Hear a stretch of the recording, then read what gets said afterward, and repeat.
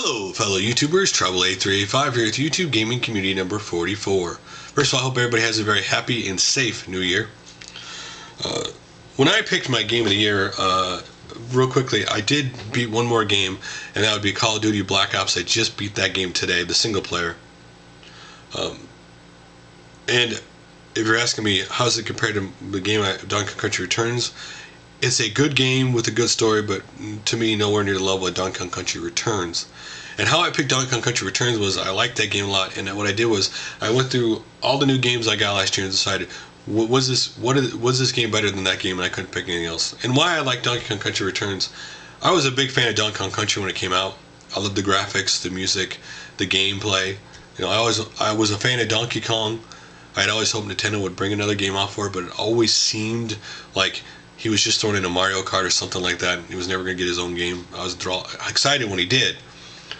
And so when Donkey Kong Country Returns, I got that for Christmas and I put it in. It feels like Donkey Kong Country Returns. The music is great.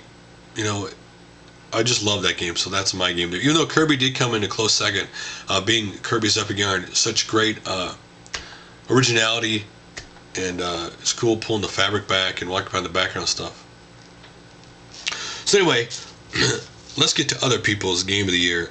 The Completionist said, my favorite release of this year, even though I only played 4 2010 releases, and that game has been Lunar Silver Star Harmony, because it retains the basic and lovable RPG aspects of the other Lunar games, which it came out for the PSP. Talk about only playing 4 games in 2010. This year, you know, I went through thinking in my mind, me and my wife together probably only got 10 new games that came out this year.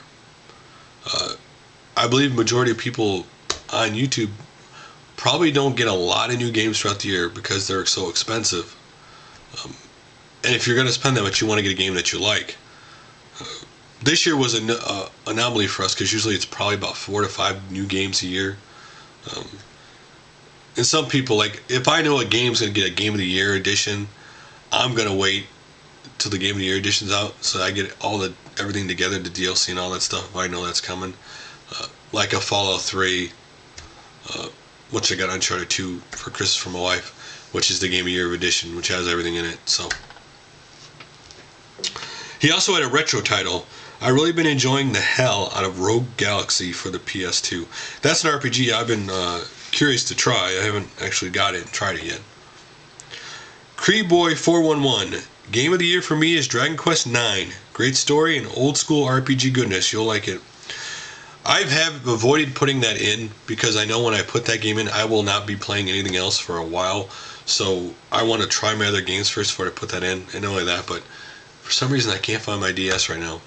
And my wife is busy playing Professor Layton on hers right now. So, but I will try it, and I know when I do, I won't be playing anything else for a while. So. Forest Lock said, my favorite game of 2010 is actually a PlayStation 2 release this year called Secure Wars So Long My Love, which also came out for the Wii. It is a fantastic strategy RPG with a great story, 5 different endings, and a fantastic soundtrack that I was not expecting to enjoy, but I ended up enjoying greatly. This is my 2010 Game of the Year for sure. Which shows funny because I don't even think about new releases for the PlayStation 2 anymore. I'm sure there's a lot of games that came out since last 2 years where I've ignored the PlayStation 2 that I probably missed. Digital Ninja 21. Best 2010 older game, GT Advanced series on the Game Boy Advanced. Unknown before, liked after. Which is true for me with handhelds because this is the first year I had a Game Gear and a Game Boy Color and a Game Boy Advance, and I'm now just finding the great games that were on those handhelds that I missed. Because like the Game Boy, you think black and white, not much memory, it's not going to be a good game, and they do have some great games on there. Crow111, favorite game of 2010? I know I'll be in the vast minority on this one, but I'm going to have to go with Fist of the North Star, Ken's Rage. Being a fan of the anime, this game has sucked me in and I'll be playing it for 2 months straight already. I've been playing it for 2 months straight already. I got a whole stack of games for Christmas, but I don't want to touch them until I play every scenario that game has to offer. To me, it is so satisfying to beat up on hordes of enemies for hours on end. Repetitive, yes, but I can't get enough. I played the demo on the 360 for that game, though I am going to pick up that game over time, and I'm going to get on the PS3. And this is what I'll say about that demo, and this goes with betas too.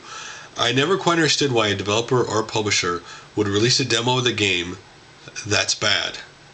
That demo of the game doesn't tell you, you don't have any idea what you're doing, control-wise. You don't know what's going on, and it's if you didn't know the anime series or never played that type of game before, you immediately wouldn't want to buy that game or like it. I don't understand why developers or publishers just don't put, like, especially in demos, the best parts of the game that work really well in the demo that would make people at least think about checking the game out. That goes with betas. I don't understand why they release a totally horrible, destroyed game to beta when it's such a train wreck. Because truth is, when it's a demo and a beta, those people who tried those things out and they don't like it, they are not going to buy your game when it comes out. I just don't understand why they do that. Even though I'm going to pick up that game because I love the anime series. Goffman said, I agree, Donkey Kong Country Returns did suck me in, but Final Fantasy XIII will take my #1 game of the year. Even though it got a bad rep, I still believe it's an amazing game overall. Now, don't lose a spoon, huh? This is a game that Final Fantasy XIII is a game I'm going to play through this year. My wife got to the chapter in the game was twice as long as the rest of the game, and she just lost interest.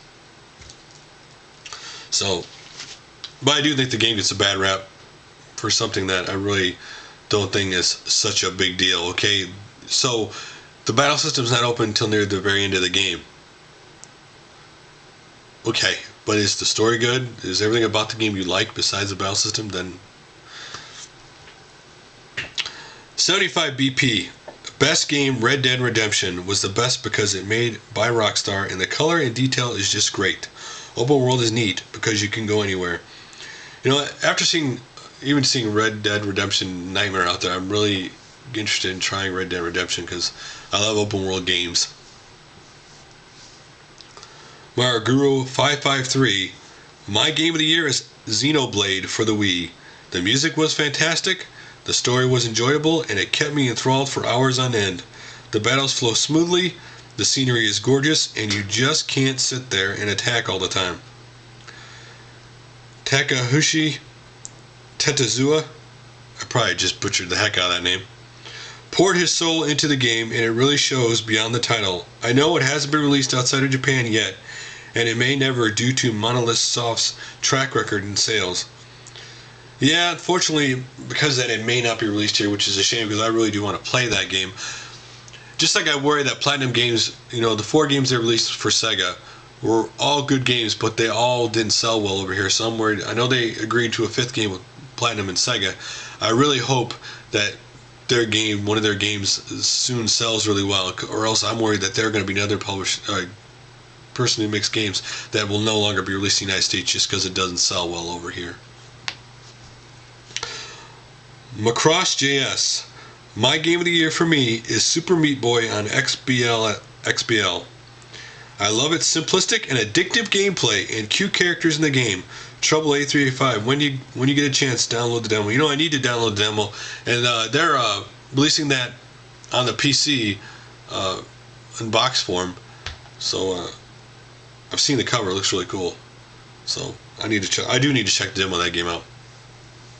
And Television Dude, if you would asked me last year, I would have easily said Paper Mario TTYD, in abbreviations, was the best retro game I had played that year. It easily made my top 10 games of all times list.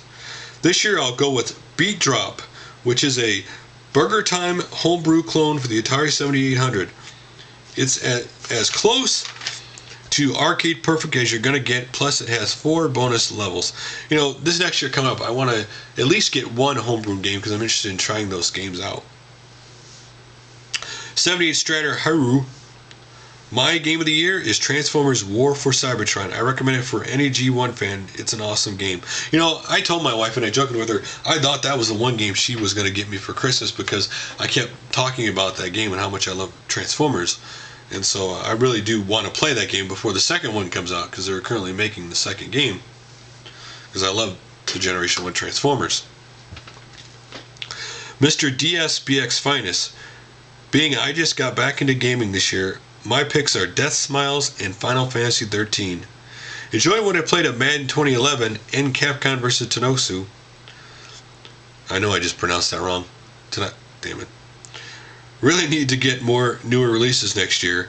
The Kinect may be next for me, but more games need to be released. However, the sticker on that makes it valuable. I don't know if the sticker makes it any more valuable. It just happens to be like one of the first ones released. But I will say, with the Kinect, in all due honesty, with Kinect Adventures, it is fun, but long term in the game, I may pop it in every couple of games and play for 15 minutes, and then that's it. Now, it does have something that I will say, it does have something I wasn't expecting, in that it does have online multiplayer for that game. So you can play it online, because the Kinect does have a microphone in it. Which, if you have a Kinect, you got to worry, because if you play online, there's a microphone in it, so people may, if you don't want people to hear things, you need to shut that off on the Kinect. Nerox is next, and he said, best game I played this year is Dirt 2 for the PC. Love the rally races, the graphics engine in that game moves at smooth frame rate, and it does not require high system requirements. Which, I have not had a chance to play Dirt 2 yet. The DVD Gamer. Have you played Deadhead Fred on the PSP? No, I have not, but I do know, for those of you curious about a little trivia on this game, is that in 2008, Deadhead Fred won the Writers Guild of America Award, first ever award by them for video game writing. So, I'll have to go check video out on that game. So, my next two comments are about Playfire that I talked about in my last video, and the first one is by Crow111. Thanks for mentioning my video, and especially Playfire. Just a quick correction though, Playfire does allow you to add the same game for multiple systems in your collection. What it currently doesn't support is the same game for the same system, but different regions, like if you had the Japanese and English version of the same game. It also supports one box art per game, so you can have the US version of the game, but the European box art might show up. Which I do think again, they're only beta, so hopefully they'll change it where they have the box art for every country version of that game, so that when you put it up there, you can see, there's the box art of the Japan copy, and oh look, this guy has the English copy, there's the English copy. But Atari Leaf said, I spent a lot of time on Playfire, submitting Coco games and box art. Same with a bunch of Atari 8-bit games. You can have the same game on different systems and have the box art for each. For example, I have Rampage on 3 different systems and they all show up, each with their own box art. It is a great site. I hope more people join. So yes, I did make a mistake, and they just told you the mistake I made. So, because of the time here, I got 4 videos for you to check out this time. LMA's 187, I am a part of the real retro gaming community. Now, he does a rant, but this rant is about I always love when people speak their true opinion on things. Not go around the issue or try to say things not to upset people. He got into the basic fact that, he doesn't like the whole partnership thing, and he wish people would, he voices his opinion on the things about the community that he doesn't care for too much, and a lot of things I agree with in there. I do agree that some people who are big channels don't ever comment to people, don't respond to people, even though they're important to their channel, and some way it's a diss that they never have any real responses with the people or connection with the people who actually watch their videos. But check out his video; it's a really good video. It talks about a lot more than what I just talked about. Overall, his overall feel of the whole YouTube gaming community. So Mario Sonic 190 had I Lost Everything video. He had 2 hard drives set up on the RAID. And what RAID is when one hard drive goes out, then the data is of both drives, so the other one will bring your data. Well, anyway, his hard drives are more or less crashed and can't retrieve the data, and he's really upset about it. Rule number one for anybody out there: you should have no less than 2 different sources for Pac-Man. I don't mean two different, not 2 hard drives, but 2 different kinds of formats or places you got your stuff, so that if you lose one, you have the other. Like, don't even have them near each other, have them away from each other, have them in different spots where so that if something happens, you can retrieve it. Now today there are, sites that you pay a little bit, they'll back up everything on your computer, and you can, if something happens, you can always retrieve all of it, or a hard drive or an external drive or whatever it is. If you really don't want to lose it, you need to make sure you back it up as much as places as you possibly can. RetroGamerVX says, I got an arcade machine and other. It's really cool. He got a little mini arcade machine. He showed some more Zone 60 and some other stuff he got. Really cool stuff. Check that out. And then the guy's channel who's two cakes one up, or TanukiKGA, is 2 cakes one up. Pac-Man Ghost Cookies. If you're interested in that, check that out. And real quickly, what we're going next year, one thing I really am going to do starting next video and throughout the whole year, is I will have 5 channels to check out, especially smaller channels, because I don't think I've done enough to support the smaller channels recently. And throughout the year, it'll be smaller channels and channels that don't make the checkout videos and stuff, because they do like Let's Play and stuff. Because there are a lot of great channels out there that just make videos that don't ever show up here. So that's all for now, guys. So see you next year.